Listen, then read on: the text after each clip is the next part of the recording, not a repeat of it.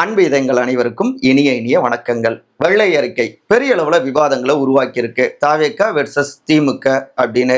அதே நேரத்துல அரசியல் ரீதியிலாக சம்பவம் காத்திருக்கு அப்படிங்கிறாங்க. சட்டமன்றம் கூட இருக்கு இல்லையா? என்ன திட்டமிட்டுக்கிட்டு இருக்காங்க தாவேகாவும் திமுகவும்? அதே நேரத்துல எகிரும் கிரைம்கள், எங்க திரும்பினாலும் குற்றங்கள், என்னதான் செஞ்சுக்கிட்டு இருக்காரு சிஎம் விஜய் அப்படின்னு விமர்சனங்களும் கேள்விகளும் வந்த வண்ணம் இருக்கு. இது ஒரு பக்கம்னா, இன்னொரு பக்கம் கொத்து கொத்தாக எம்எல்ஏக்கள் ராஜினாமா செஞ்சுட்டு இருக்காங்க. முதல்ல ஏடிஎம்கேவை டார்கெட் பண்ணாங்க, அடுத்து டிஎம்கே அப்படிங்கிறாங்க. டிவிகே சைட்ல இருந்து தகவல்கள் வருது. அங்கேயும் ஸ்லீப்பர் செல்ஸ் இருக்காங்க எங்க ஆட்கள், பாருங்க பொறுத்திருந்து பாருங்க அப்படிங்கிறாங்க. என்ன அசைன்மெண்ட் கொடுத்துருக்காங்க? குறிப்பா 10 அப்படின்னு ஒரு ஃபார்முலாவை கையில் எடுத்திருக்காங்க டிவிகே அப்படிங்கிறாங்க. நிறைய பரபரப்பு பின்னணிகள் இருக்கு. அதுதான் இன்றைய நம்முடைய விரிவான இளங்கோவன் எக்ஸ்பிரஸ். நான் உங்கள் சகோ சே இளங்கோவன். நிகழ்ச்சிக்கு போகலாம்.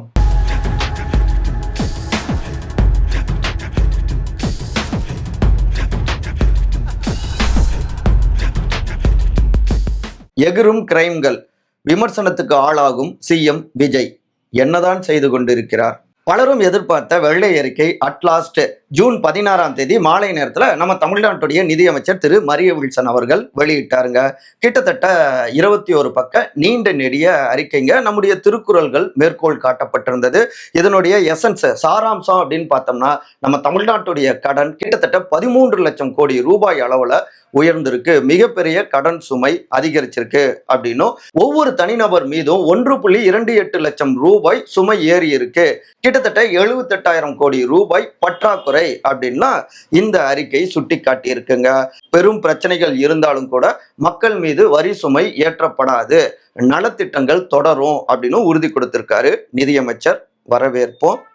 இது வெற்றி அறிக்கை, இந்த வெள்ளை அறிக்கை அப்படின்னு தாவேக்காவினர் கொண்டாடி கொண்டிருக்க, இன்னொரு பக்கம் இது வெள்ளை அறிக்கை இல்ல, இது வெறும் வெற்று அறிக்கை அப்படின்னு கடுமையாக விமர்சிச்சிருக்காங்க திமுக. குறிப்பா முன்னாள் நிதியமைச்சரான திரு தங்கம் தென்னரசுங்க. எப்படியாக கொண்டாட்டம் வெற்று அப்படின்னு விவாதங்கள் ஓடிக்கொண்டிருக்கு. இதுல என்ன இருக்கு அப்படிங்கிறத நம்ம உண்மையிலேயே துறை சார்ந்த எக்ஸ்பர்ட்ஸ், வல்லுநர்கள் கிட்ட கேட்டு இல்லை அவங்களுடைய கருத்துக்களை படிச்சு நிச்சயமாக அடுத்த காணொலியில நம்ம பதிவு செய்யலாம். அதே நேரத்துல நம்ம நிதியமைச்சர் அவர் இந்த வெள்ளை அறிக்கையை வாசிச்சார் இல்லையா, நம்முடைய தாய் தமிழில். அதுதான் கடுமையாக, அதாவது பார்த்தவங்களுக்கு தெரிஞ்சிருக்கும், அவரு ஆங்கில மீடியம்ல அவர் படிச்சுட்டு வந்திருக்காரு, தவறு ஒன்றும் இல்லை. ஆனாலும் அவர் குறிப்பிட்டது நிதி பற்றாக்குறை என்ற இடத்துல நீதி பற்றாக்குறை அப்படின்லாம் அவர் வாசிச்சது அப்படிங்கிறது அந்த இடத்துல பொருளே மாறுது. எல்லோருமே புலமை படைத்தவர்களாகத்தான் இருப்பாங்க அப்படின்லாம் நம்ம சொல்ல வரல. இருந்தாலும் அடுத்த முறை பயிற்சி எடுத்துட்டு வந்து நம்முடைய அமைச்சரவர்கள் வாசிச்சா சிறப்பா இருக்கும் அப்படின்னு பலரும் வேண்டுகோள் வைக்கிறாங்க. இது ஒரு பக்கம் இருக்க, இன்னொரு பக்கம் தமிழ்நாட்டில் குறிப்பா முந்தா நாளுங்க கும்மிடி பூண்டில அந்த 3 வயது சிறுமிக்கு ஏற்பட்ட அந்த கொடூரம், பாலியல் வன்கொடுமை நடந்திருக்கு, கொலை செய்யப்பட்டிருக்காங்க. தமிழ்நாட்டையே அதிர வச்சிருக்கு. அங்க மட்டும் இல்ல, அடுத்து திருவள்ளூர்ல, குறிப்பா அந்த ஒரே நாள்ல மட்டும் சென்னை சுற்றுவட்டார பகுதிகளில் கிட்டத்தட்ட 12க்கும் மேற்பட்ட பாலியல் வன்கொடுமை சம்பவங்கள் அரங்கேறி இருக்கு. மிகப்பெரிய அளவுல அதிர வச்சிருக்கு. அப்படி பார்த்தாவே என்னங்க இப்படிலாம் நடந்துட்டு இருக்கு அப்படின்னு ஒவ்வொருத்தரையுமே பதற வச்சிருந்திருக்கு. தொடர்ந்து புதிய ஆட்சியில கிரைம்கள் எகிரிட்டே இருக்கு. இதை கண்டிச்சுதான் முன்னாள் முதலமைச்சரான திரு மு.க. ஸ்டாலின் எப்பங்க சிஎம் சைலண்ட் மோட்ல இருந்து வெளியில வருவாரு, குழந்தைகளுடைய பாதுகாப்பு கேள்விக்குறியாகிட்டு இருக்கு, தொடர்ந்து உயிர்கள் போய்கிட்டு இருக்கு அப்படின்னு கடுமையாக கண்டிச்சிருக்காரு. இன்னொரு பக்கம் மற்றொரு முன்னாள் முதலமைச்சரான திரு எடப்பாடி கே பழனிசாமி இந்த ஆட்சியில தொடர்ந்து குழந்தைகளுடைய உயிர்களும் சட்டம் ஒழுங்கும் சீர்கெட்டு இருக்கு, இதை தடுக்க தவறுகிறார் சிஎம் அப்படின்னு கடும் கண்டனங்களை பதிவு செஞ்சுக்கிட்டு இருக்காரு. அவங்க மட்டும் கிடையாது, இன்னொரு பக்கம் நாம் தமிழர் கட்சியுடைய தலைமை ஒருங்கிணைப்பாளரான திரு சீமான் அவரும் கூட எங்க திரும்பினாலும் குற்றங்கள் அதிகரிச்சுக்கிட்டே இருக்கு, தமிழ்நாடு முழுக்க மாறுவேடத்துல செல்லுகின்ற நம்முடைய முதலமைச்சர் தடுத்த குற்றங்கள் எத்தனை அப்படின்னு ஒரு குட்டு வச்சிருக்காரு திரு சீமான்க. எல்லா பக்கங்கள்ல இருந்தும் விமர்சனங்கள் வந்துட்டு இருக்கு. அரசியல் தலைவர்கள் மட்டும் கிடையாது, பொதுமக்களுமே குமுறிக்கிட்டு இருக்காங்க. ஏன்னா இப்ப ஒரு 6 மாதம் டைம் கொடுங்க அப்படின்னு அவர் கேட்டாரு. ஓகே, 6 மாதம் அப்படிங்கிறது எதுக்கு கொடுக்கலாம்? ஒரு திட்டங்கள் இப்ப 2,500 ரூபாய் மகளிர் உரிமை தொகை தரேன்னு சொன்னீங்களே, என்ன ஆச்சு அப்படிங்கறத உடனே கேட்க முடியாது. ஏன்னா இப்பதான் நிர்வாகத்துக்கு வந்திருக்காங்க. அடுத்து பட்ஜெட் போடணும், இப்ப வெள்ளை அறிக்கைலாம் வெளியிட்டு இருக்காங்க, பார்த்துதான் அதை செய்ய முடியும். அதுல யாருமே கேட்கல. ஆனா தினம் தினம் எகிரி கொண்டு இருக்கிற இந்த சட்டம் ஒழுங்கு சிக்கல்கள், கிரைம்கள், குற்றங்கள், குறிப்பா குழந்தைகளுடைய உயிர்கள் பாதுகாப்பு இல்லாம இருந்துகிட்டு இருக்கு. அப்ப இந்த மாதிரியான விஷயங்களிலும் 6 மாதம் வரைக்கும் நாங்க அமைதியா இருப்போம் அப்படின்னு நிச்சயமா வாக்களிச்ச பொதுமக்களால இருக்க முடியாதுங்க. முதலமைச்சர் உடனடியாக இதை தடுக்கணும். முதலமைச்சர் இந்த இடத்துல நேரடி விசிட் பண்ணணும். பரந்தூருக்குலாம் போனாருல்ல, ஏன் இங்க வரல அவரு அப்படின்னு கேள்விகளை அடுக்கிறாரு பாஜகவுடைய மூத்த தலைவரான திரு ஹெச் ராஜா. இந்த இடத்துல முதலமைச்சர் ஒவ்வொரு சட்டம் ஒழுங்கு சிக்கல் நடந்த இடத்துலயும் அந்த கிரைம் ஸ்பாட்டுக்கு நேரில் அவர் போய் விசாரிக்கணும்னு சொல்ல வரல. ஆனாலும் இது குறித்து அவரு கவனம் எடுத்துக்கணும். ஒரு அறிக்கை கூட ஏன் வெளியிடல, என்னதான் அவரு பண்ணிக்கிட்டு இருக்காரு அப்படின்னு கேள்விகள் வந்துகிட்டு இருக்கு. கும்மிடிப்பூண்டி சிறுமிக்கு கொடூரம் நடந்த அதே நாள்ல பார்த்தோம்னா இன்னொரு பக்கம் நம்முடைய சிஎம் திரு ஜோசப் விஜய் அவர்கள் திரைத்துறையினரை சந்திச்சிட்டு இருக்காரு. திருமதி சிம்ரன் அவர்களை, திரு சிம்பு அவர்களை, திரு ஷியாம் அவர்களை, திரைத்துறை பிரபலங்களை சந்திச்சு அவங்களோட போட்டோ எடுத்து போஸ்ட் கொடுத்துக்கிட்டு இருக்காரு. அப்ப இது பாக்குறவங்களுக்கு என்னங்க இதுக்காக வாங்க வெற்றி பெற வைத்தோம் அப்படின்னு கேள்விகள் வருது, தவிர்க்க முடியல. சட்டம் ஒழுங்கு சிக்கல்களை பொறுத்த வரைக்கும் புகார்கள் வந்த உடனே துரித நடவடிக்கைகள், தொடர்ந்து ரோந்து பணிகள்ல காவல்துறையினர் ஈடுபடுவது, அது மட்டும் இல்லாம யார் தப்பு செய்தாலும் சட்ட ரீதியாக அவர்கள் மீது உரிய நடவடிக்கை, விரைந்து அந்த நீதியை பெற்று தருவது, இவை எல்லாம் கடந்து பெற்றோர்கள், சமூகம், அரசாங்கம் எல்லோருக்கும் பங்கு இருக்கு. எல்லோருடைய பொறுப்புணர்வையும் உணர்த்துற மாதிரி அந்த இனிஷியேட்டிவ், அந்த தொடக்கத்தை முதலமைச்சர் தான் எடுக்கணும். இன்னும் சொல்ல போனா முதலமைச்சர் திரைத்துறை சார்ந்தவர், அங்கிருந்து இங்க வந்திருக்காரு அரசியல் களத்துக்கு. அவருடைய அந்த பிரபலத்தன்மை, அவர் ஒரு கருத்து சொன்னார்னா இன்னும் வேகமாக அகில இந்திய அளவுல, சர்வதேச அளவுல அது போகும். அப்ப இந்த பாலியல் கொடுமைகள், வன்கொடுமைகளுக்கு எதிராக ஆக்கப்பூர்வமான விழிப்புணர்வு ஏற்படுத்துற மாதிரி எதிர்காலத்தில் இப்படியான ஒரு சமூக கேடுகள் நடக்காத வண்ணம் அவர் ஒரு சின்னதா ஒரு வீடியோ வெளியிட்டா கூட அதனுடைய தாக்கம் வேற மாதிரி இருக்கும். ஆனா எது குறித்தும் அவர் பேசுற மாதிரி தெரியல அப்படின்னு விமர்சனங்கள் வந்துகிட்டே இருக்கு. தாவேக்காவினரும் முதலமைச்சரும் விரைந்து நடவடிக்கை எடுக்கணும், தடுக்கணும் அப்படிங்கிறதான் பொதுமக்களுடைய எதிர்பார்ப்பாகவும் இருக்கு. திமுகவுக்குள் தாவேக்காவின் ஸ்லீப்பர் செல்ஸ், விஜயின் ஆக்ஷன். அதிமுகவுடைய சட்டமன்ற உறுப்பினர்கள் எண்ணிக்கை 47 இருந்து 42 குறைஞ்சிருக்கு. கரெக்டுங்க. 5 எம்எல்ஏக்கள் ராஜினாமா செஞ்சிருக்காங்க.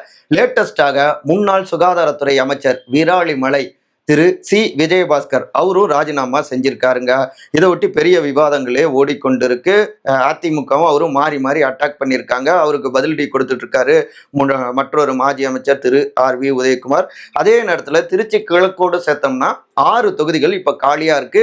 இதுல அந்த 4 தொகுதிகளில் இடைத்தேர்தல் நடத்த தடை கோரி அதிமுக சைட்ல இருந்து வழக்கு அப்படின்ட்டு சில முயற்சிகள் எடுத்துக்கிட்டு இருக்காங்க. இன்னொரு பக்கம் எது நடந்தாலும் சரி அந்த வீக்கெண்டு இணைப்பு திருவிழாவை நம்ம ஸ்டாப் பண்ணாம நடத்தணும் அப்படிங்கிறதுல குறியா இருக்காங்க தாவேக்காவினர். ஏற்கனவே அமைச்சர் திரு ஆதவ அர்ஜுனா தெரிவிச்சிருந்தார் இல்லையா, போன சனிக்கிழமையே பார்த்தோம்னா கொத்து கொத்தாக அதிமுகவுடைய மாஜி மந்திரிகள், மாஜி எம்பிக்கள் அப்படின்னு அவங்க தாவேக்காவில் இணைஞ்சிருந்தாங்க. அதோடு நிற்காம அடுத்தடுத்து மாற்று கட்சியிலையும் ஆக்ஷன் எடுக்கணும். அப்பவே பாஜகவுல இருந்தும் விஜயதாரணி அவர்களும் இணைஞ்சாங்க.